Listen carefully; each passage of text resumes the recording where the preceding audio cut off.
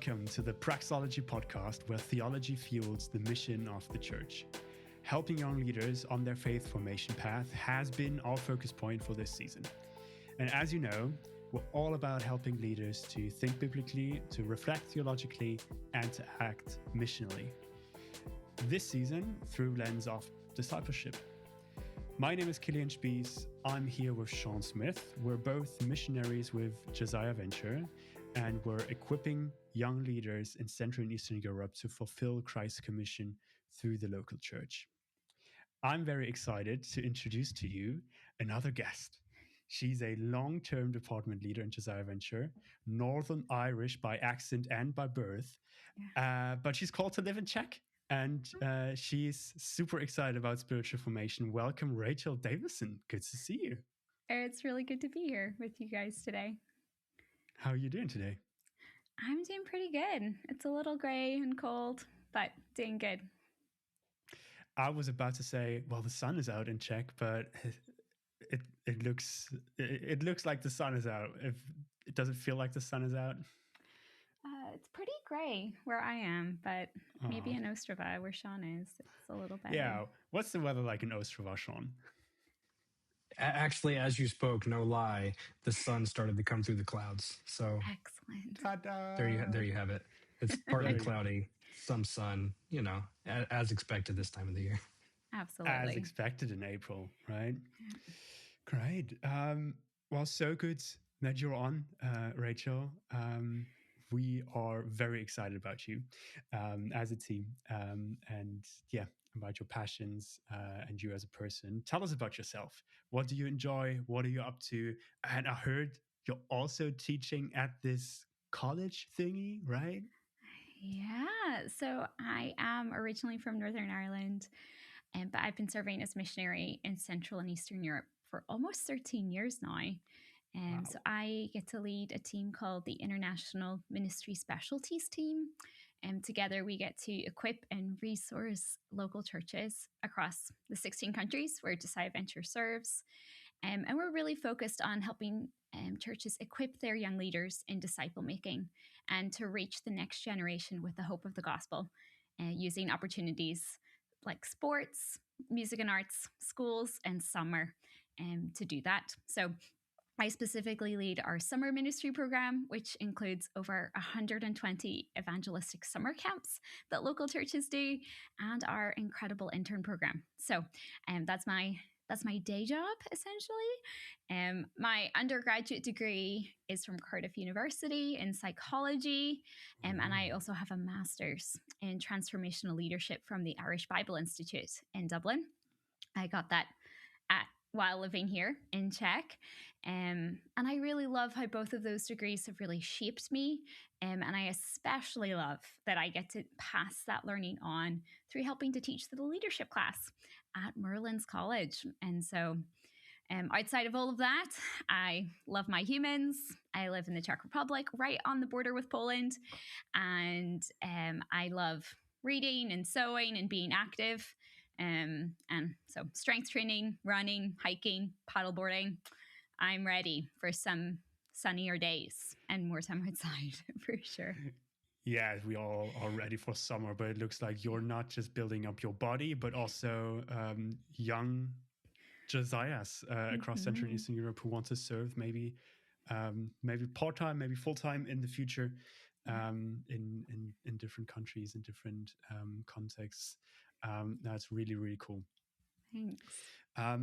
We'll come back to maybe the hiking, but for sure your master's dissertation later. But for now, this season, this episode today, we're talking about spiritual formation. Yeah. Do you have a definition for that? So this is a super interesting question. I wrestled with how to answer it.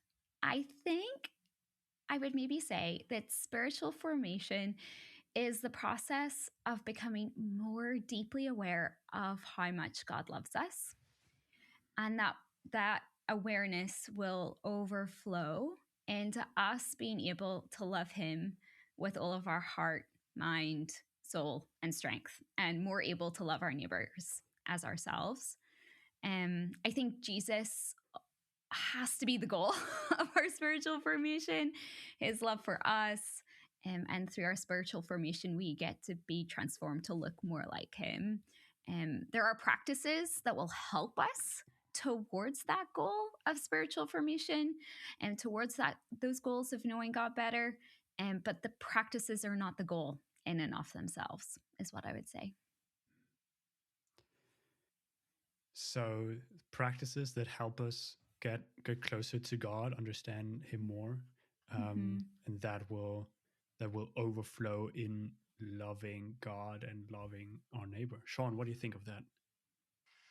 Yeah, as you were speaking, Rachel, that last part is where I was hoping you would land, because people, I'm afraid, by no means am I an expert here in this realm. I've done some teaching and study, and it relates to a lot of my current research and stuff.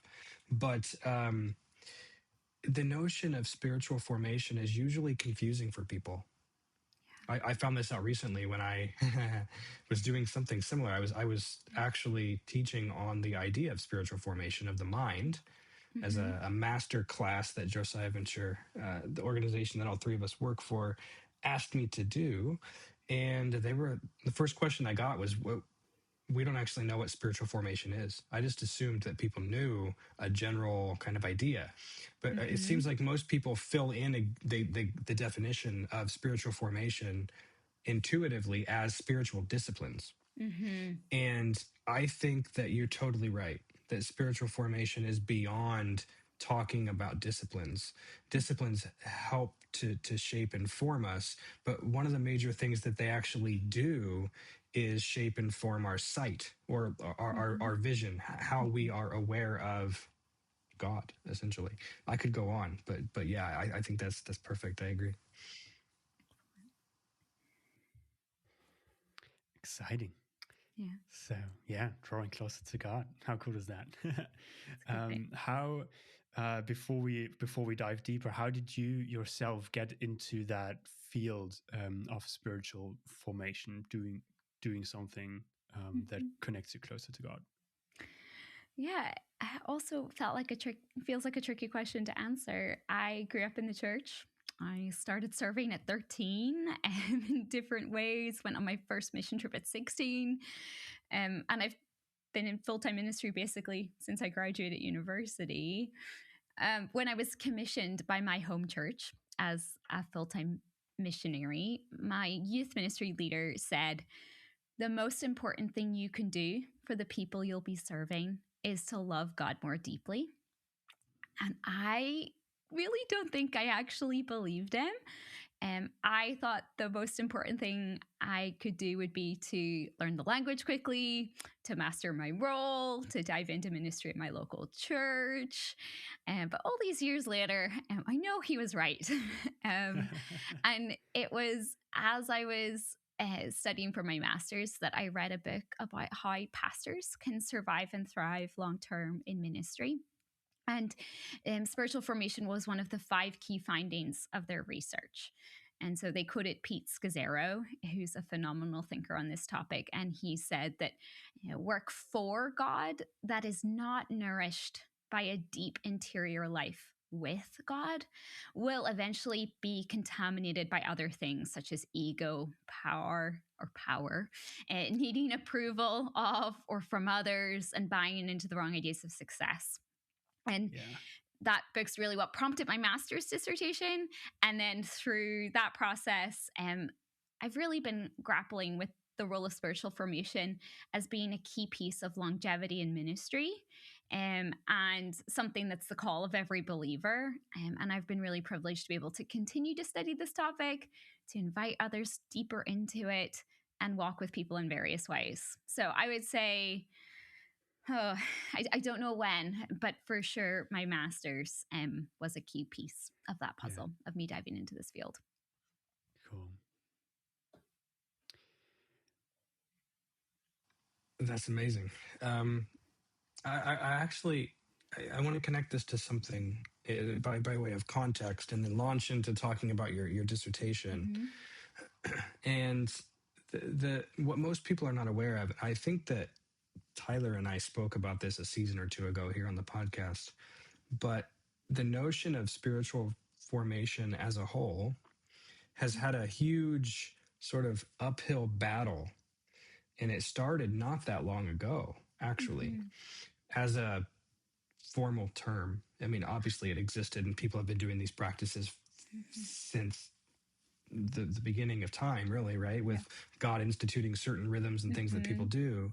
But I think it was Richard Foster and Dallas Willard, two major people I would put as the foundation of this discipline. I'm sure you'll talk about them as well.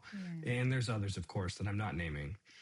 But those two had a major uphill battle in places they would go. They would speak about this idea and be ridiculed for it and be talked against. Like that's useless. That's no good. And they essentially they wouldn't give up. And what we found, 30 years later or so is that your dissertation lands very, very well and in a very needed area of pastoral leadership. And I use the term pastoral there not as a pastor in a church, but somebody who's shepherding and leading other people. Yeah.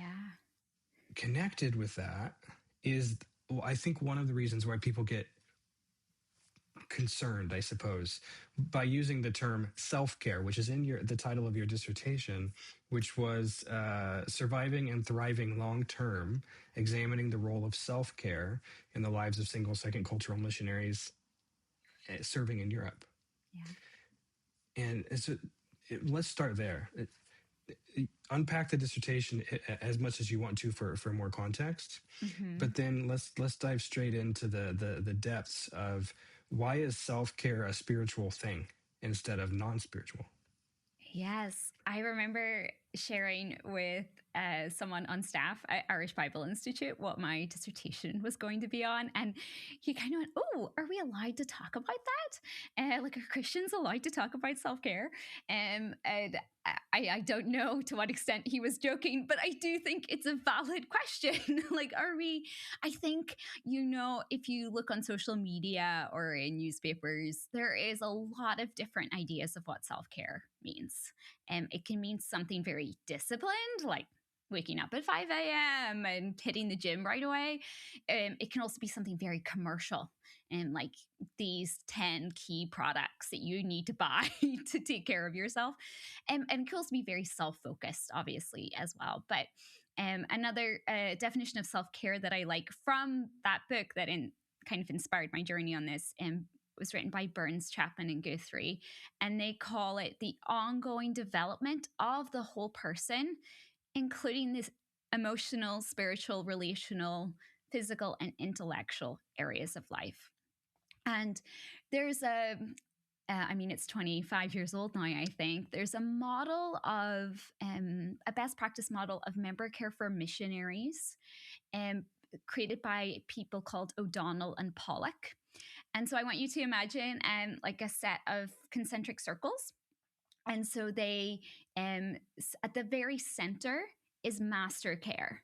And so that is care we receive directly from God through our relationship with Him. It's cultivated by the spiritual disciplines, seeing our identity in Him and in community with other believers. And then the next concentric circle out from that is split in two, and it's half self-care and it's half mutual care. And self-care, they define it, O'Donnell and Pollock, as the responsibility of individuals to provide wisely for their own well-being. There's other circles going out, sending care from our churches and our organizations, and even specialist care like medical doctors or mental health counselors or financial advisors. I love getting to be a missionary, and I think it's the church's responsibility to send people out to partner with God in the nations. And the truth is that there are very definite, specific costs to living, especially as a cross-cultural missionary. And so there's this idea of if people have access to good care, they may be able to be more effective, or they may, like, they'll hopefully be able to respond to God's call for as long as he calls them to that place. I think we all, I certainly loved reading and still love reading missionary biographies and just these stories of people who were sustained by the Lord through incredibly hard and challenging circumstances. So I think we can see that master care there, where there was no self-care for someone, in prison for their faith in another country. But the Lord took care of them. So I think it's a bit of a dance, self-care, but self-care I think is part of that dance. And so I got to study that for a year, and it was a real delight. I'm so glad to have learned from the people I interviewed, from the research I got to do, and hopefully I can continue to pass that on. Mm-hmm. Yeah. Can I ask you one follow-up question? Yeah. I would love to press it in a direction, but I'm resisting the urge for that. I think it could be a helpful one, but nonetheless, the concept of self-care oftentimes comes across to people as psychological and therefore somehow not spiritual. Mm. I was thinking as you were talking I wonder what you think of the idea, a biblical concept here, a biblical story of self-care. Now, this is a danger. It can be a dangerous thing, but I'm gonna see if this is what you mean by self-care to help our listeners. Jesus went away to the mountain many times, and most of the time it says he went to pray. So in our minds, we're thinking Jesus is going there for some spiritual activity, but also his humanness, his human person, and so forth, went up there in a desolate place where there's nobody around to reconnect with God. That's a spiritual thing, but it doesn't have to be fully just about that. Could it be, this is where the danger comes in, that Jesus was doing a form of self-care in your definition by going to the mountain? I think so. I really, I think it's unfortunate that self-care has gotten a bit of a negative reputation. When I actually think it's stewarding what God has given us well. And so and also I don't want to say anything too strongly, but I think sometimes Christian leaders don't take care of themselves well. And it often, sometimes there are lies they're believing or even idols. Like I think of the Bible verse, and I think it's in the Psalms, it talks about, in vain do you rise up early and stay up late to work, because it's the Lord, it's God who's keeping this whole thing spinning. I know that I was really convicted by the Lord about the lack of Sabbath in my life. During my master's, it was very inconvenient. And how ironic. I know. This was before I started my dissertation. And actually, there was something about setting aside that day, keeping it for rest and delight in the Lord, that reminded my soul that I do not keep this whole world spinning. And I would be very tempted to believe that. But I can rest in Sabbath and delight in the Lord because I know he's the one who's got this whole thing in his hands. And I also think, for a biblical example, you could also look at Elijah. And when he is just running away and wants to die, and the Lord sends an angel who makes him a meal and invites him to sleep. And then I think there's another meal, and then the Lord speaks to him. But it's only after some of those physical things are taken care of that Elijah can hear from the Lord to keep going. And so I think that's another example we see in Scripture. Yeah, I love what you said, that we can navigate and steward what God has given us in a way that doesn't shorten our service, our time of service, Sean likes to say this quote. I don't know if he takes that from somewhere. Slow down to speed up. I'm I'm 70% convinced he made that up. In fact, I did. We have to slow down to speed the right things up. Yes. Yes. I'm 100% convinced he made that up. But it's great because, it's sort of like prioritizing, and it's like, I need to focus on the important things. And today after work, I'll be focusing on myself and my relationship with the people around me. And, so I'll turn off my phone and be present. I love that. That's a great reminder. It also strikes me that we're talking about kind of what is spiritual activity.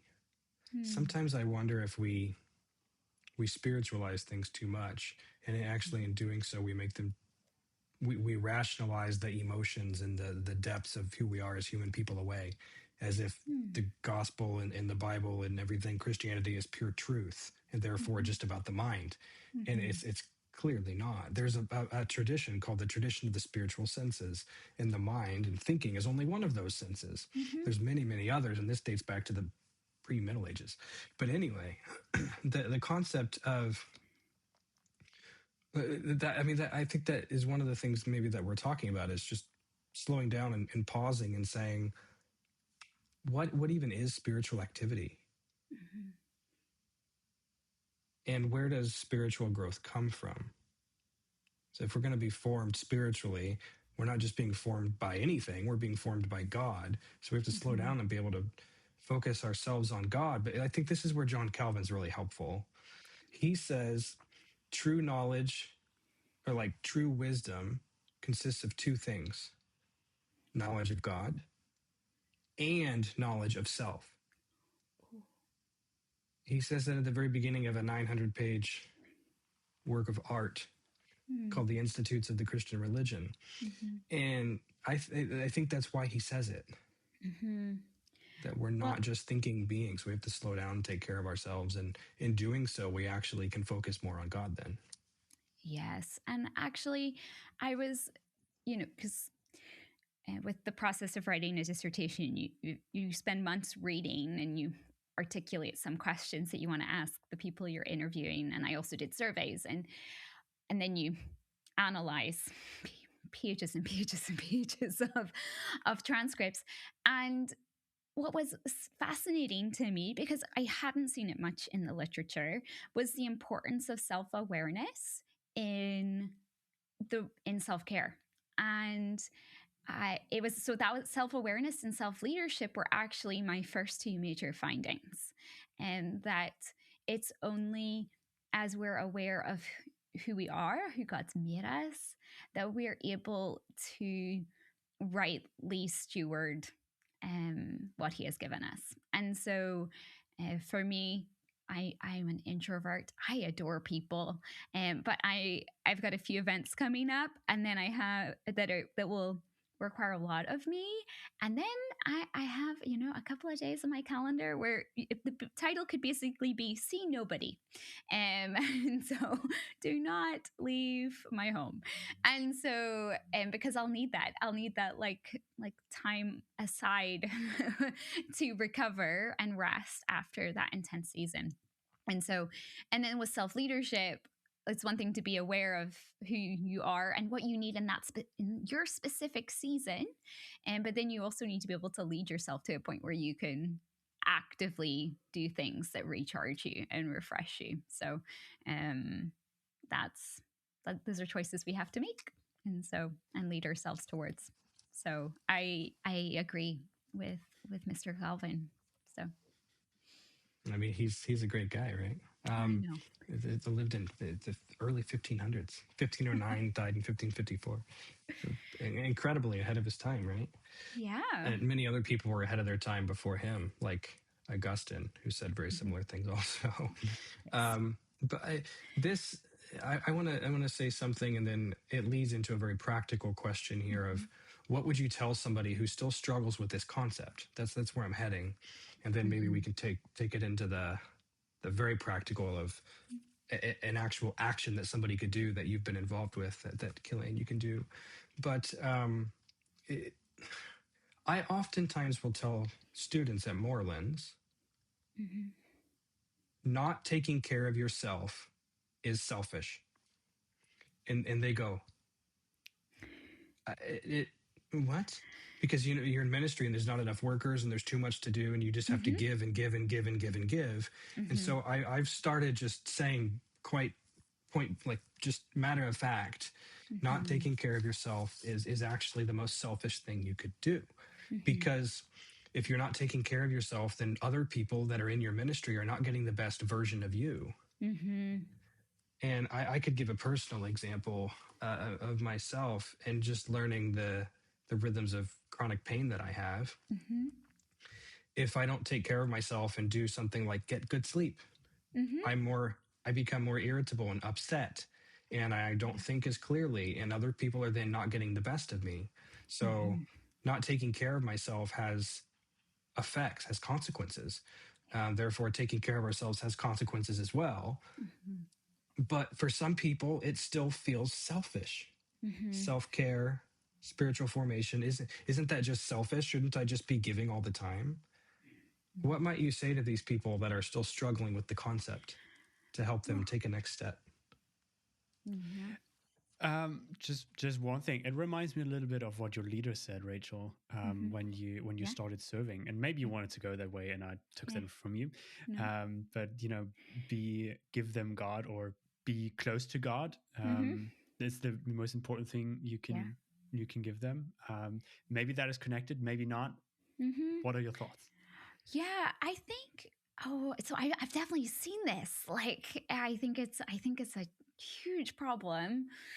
I would be really curious about what underlying beliefs those people are holding, because I think, when I don't believe that my body is a good gift from the Lord that I get to be responsible for, and is like the very place where I encounter God and from which I serve others, then I'm not going to take care of my body as well, probably.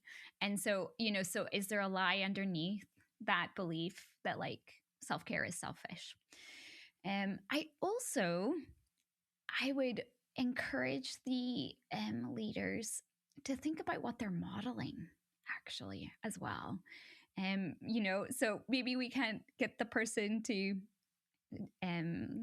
take care of themselves for themselves, but also can just kind of think about like, oh, actually, I lead a team of people, and there are times when like, oh gosh, if I knew that one of my people was still replying to emails at 8:00 at night because they felt like they couldn't turn off their laptop, I'd want to know that. I'd want to have a conversation with that person. I'd want to talk to them about maybe that can be a one-off and fine, or maybe at an appointment that day or something. But if it's an ongoing thing where actually you're not taking time to rest in a day or something, like, ooh.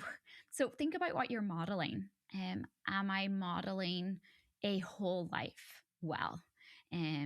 Because I think that's part of actually, especially where I live and serve, where we live and serve, and there's so few Christians, and there's so few people living out this kingdom life.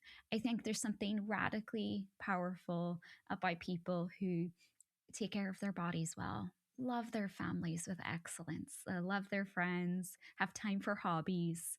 And I think that's a beautiful thing to model. So I would encourage leaders to just gently consider if their people that they are leading had a similar lifestyle and said something similar, how would they feel about that? So this would be some of my curiosities in those situations. But what do you guys think? Is it like, what testimony would other people say about you? Yeah, I think so. Yeah. I mean, that kind of right in the heart, right? Yeah. Yeah. Yeah. I think it's a good one. It reminds me, I recently shared with my small group that I take a full day where I don't do work, and I not just I don't just take a break from work. but also I don't clean. Yeah. And like anything that feels like work. Or I don't, for me, I'm an introvert too. I don't like to go shopping. So I don't do that on that day. And the guys that are in my small group are like, what? That's drastic, Killian. But it sounds so good. So I'll be catching up with them, how that helped them. Yeah. Sabbath is definitely one of the foundational spiritual practices that all the research shows as like just vital for Christian leaders. It's one of those, there's this idea of a keystone habit where if you have that, other habits, good habits naturally fall in place around it. Yeah. And so Sabbath seems to be one of those for Christian leaders. So very important. Let's get more practical. Yeah. You do something called spiritual hikes, right? Yes. Can you walk us through what that looks like? Because like I can tell you what it looks like in my head. You walk through the Scottish countryside or through, I don't know, the Beskidy Mountains in Czech, and you're silent and all you do is pray. Is that what it is? Not quite. So my co-leader is a guy called Casey Yorman. I believe you've had him on the podcast. And he did a program in spiritual formation at Renovare, which was, I believe funded by both Dallas Willard and Richard Foster.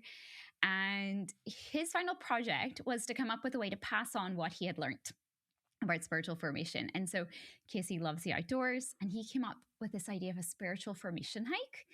And he and I are about to lead our fourth one. And so we did 2 in the Dolomites at the mountain range in the north of Italy, where the Winter Olympics just happened.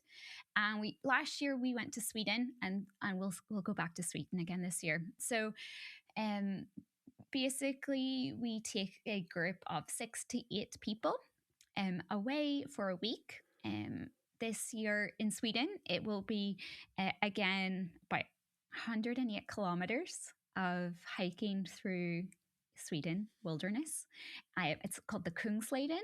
It's a path just south of the Arctic Circle. And we hike for 5 to 6 days and then have a couple of days in an Airbnb, honestly, to do laundry so we don't offend people on the airplane on the way home. And about 10 kilometers into the trail, you lose phone signal. And so it's just us and the Lord and nature for the rest of the time. Like you'll bump into a few people each day, but it's pretty chill. There's a lot of pre-trip homework to prepare. Obviously, you need to get to the point where you can walk for 20 kilometers or so a day with whatever size of backpack you choose to bring. Mine started at 14 kilos, ended at 10, I think. Or no, started at 12, sorry. Started at 12, ended at 8.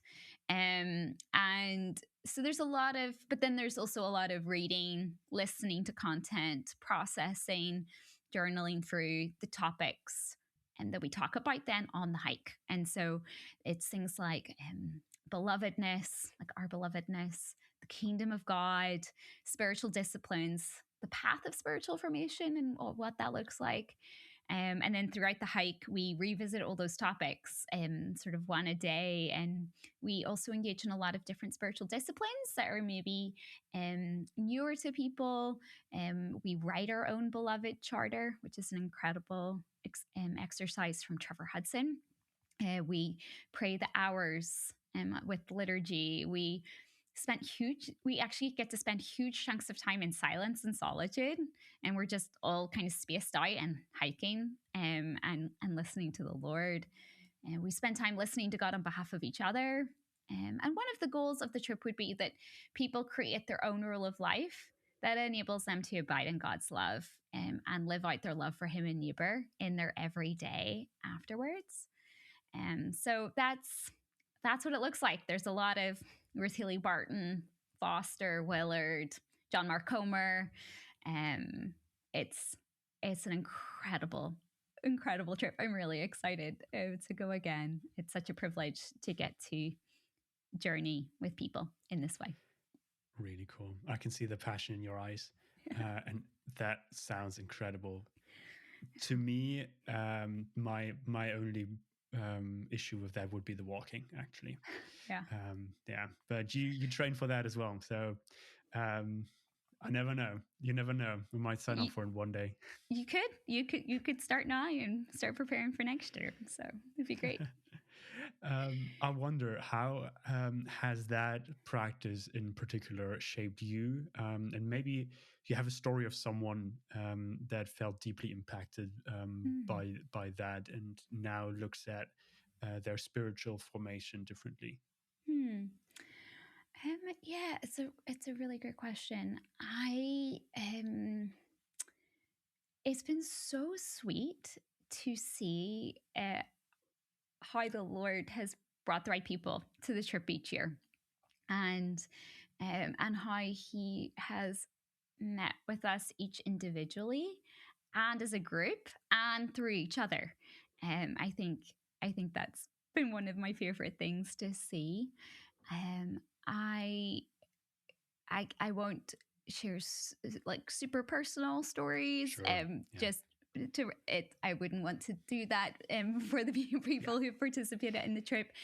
But I know that there are people who've gone through the trip who have been really impacted by, honestly, even just how the Lord met with them and how tenderly He cared for them, and maybe showed them new things or brought healing to different places. And since the trip, we did our first one almost 4 years ago, and to see how those people have walked through some challenges since then, I think have been it's been really beautiful to get to see them point to what they learned on the hike as being sort of a key piece of their foundation through a challenging season.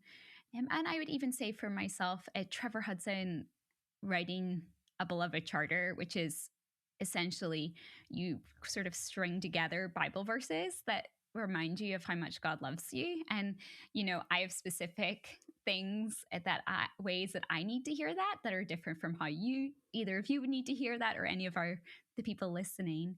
And writing that, and I've since I edit it most years. But it has really, and then reading it throughout my, every week or every day in some seasons, it has allowed me to understand more deeply how much God loves me, and how that love is not because of anything I do. It's not based on me at all. It's all based on Him. And I would say I'm an Enneagram 3. For sure. I want to be successful and achieve great things. And then actually about a year and a half ago, I had to have a big surgery and was off on medical leave for 6 weeks. And it was not fun at all. It was very planned.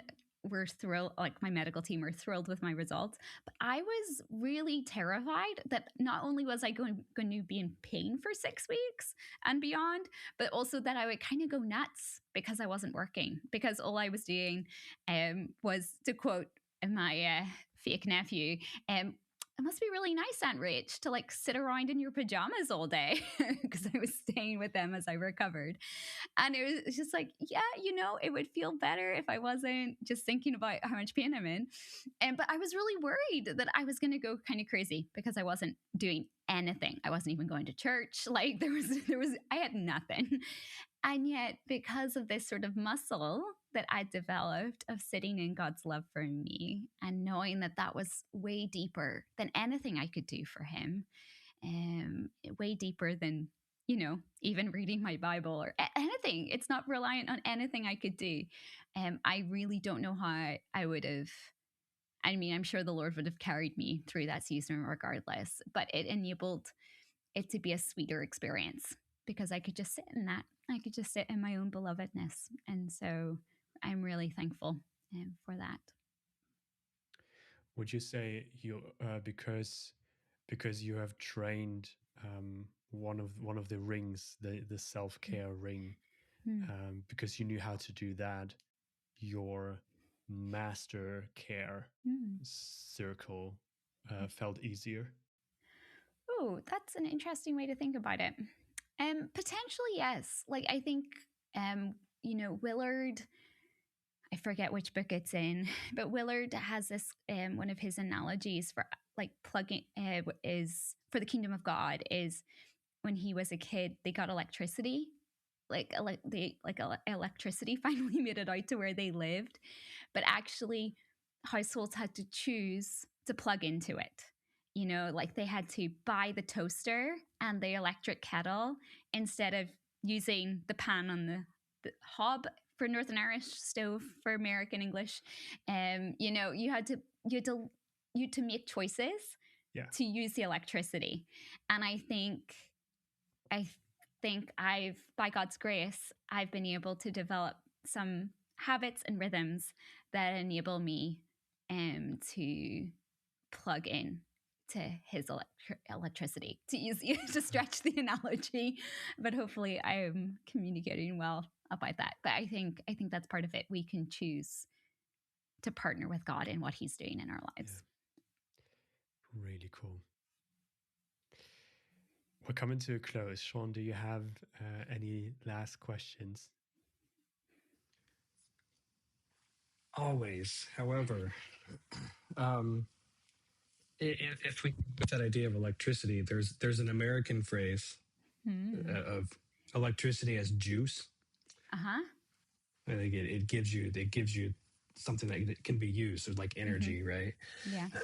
And as you're talking about the idea of spiritual formation and self-care as major part of that, it's learning to sit in God's presence, which God's presence gives that juice from which we can then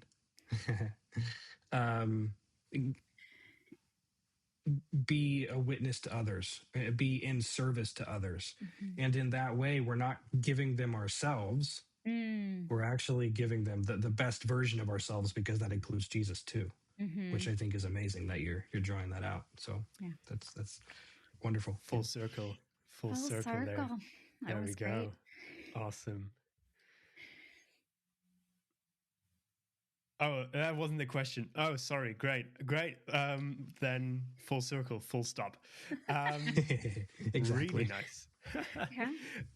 Listeners, if you would like to dive deeper into spiritual formation, into self-leadership and theology, and maybe you just want to hear and learn more from Rachel, if you'd like to grow in your character or your skills to lead others to Jesus, I have good news for you.